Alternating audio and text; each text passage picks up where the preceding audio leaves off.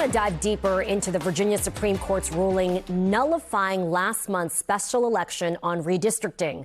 The Commonwealth's highest court issued a 4-3 opinion saying the way that referendum made it to the ballot violated Virginia's constitution. So congressional maps will not be redrawn for the midterms this fall. Joining us to break it all down for us is Jennifer Nicoll Victor, Associate Professor of Political Science at George Mason University. Thanks for joining us. My pleasure. Let's start with the majority opinion.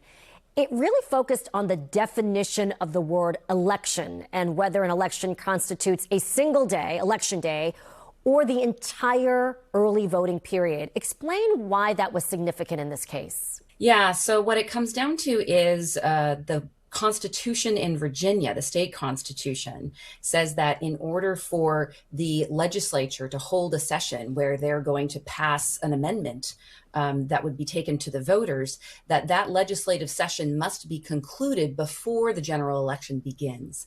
And in Virginia, we have an unusually long early voting period. It's 45 days, longer than most states. And so the early voting period for the November general election was already happening. We were already a few days into it when the Virginia legislature met to pass that referendum. And so the claim from the Republican side was that the election, which is a very long now 45-day period, by their argument, was already happening. And so the legislature did not meet the constitutional requirement. And that is the sort of definitional technicality on which this case turned.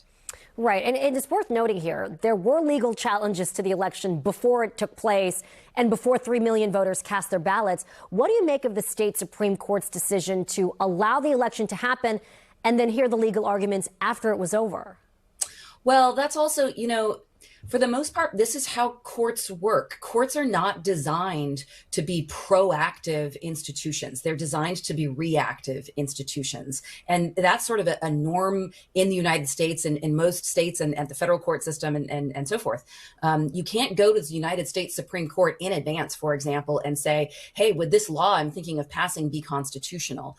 Courts just aren't designed that way. There also is a previous legal precedent in Virginia that says that that sort of showed that the courts were going to have to be reactive rather than proactive. And so it seemed like this was going to have to play out in the way that it was. So at this point, is the legal fight over? And is there an avenue for any further legal challenges for people who supported the referendum? Yeah, I think I would encourage folks to honestly set the legal stuff aside. I don't know if there's going to be further legal challenges here. I'm not sure on what those would be based.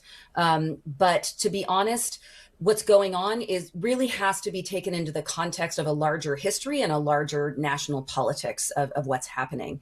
To not go back too far, this kind of traces back. You can go back to about 2008 when Barack Obama was elected president. Republicans were very unhappy, as you would imagine, about their party losing that election, and they started a very rigorous effort to engage in varieties of advantages for Republican redistricting in the 2011 regular redistricting that would happen. And it was quite successful. They got 22 state trifectas and won the 2012 midterms. That was followed by Democrats engaging and also like reform-minded people engaging in sort of a decades-long project to get rid of redistricting and have nonpartisan efforts. And Virginia was a player in this. And we actually, over the last 10 years, were able to enact kind of a fairer, more nonpartisan system. We have had a hard time implementing it, but it's gone reasonably well. And then take that up to the modern day, when last year Donald Trump basically outright asked Republicans around the country, starting with Texas, to do partisan gerrymandering to help ensure that their voters would have an advantage in the 2026 midterms. And so what we're seeing play out now in Democratic and Republican leaning states are both parties kind of fighting to do what they can to maximize the vote share that they're going to have in this next year's election. It's an odd thing because what we have is a national political environment, but we don't have national elections. We have local elections. So it's playing out on these very local stages. All right. Great insight. Jennifer Nicoll Victor, Associate Professor of Political Science from George Mason University. Thanks so much for your time and for helping us understand this today. My pleasure.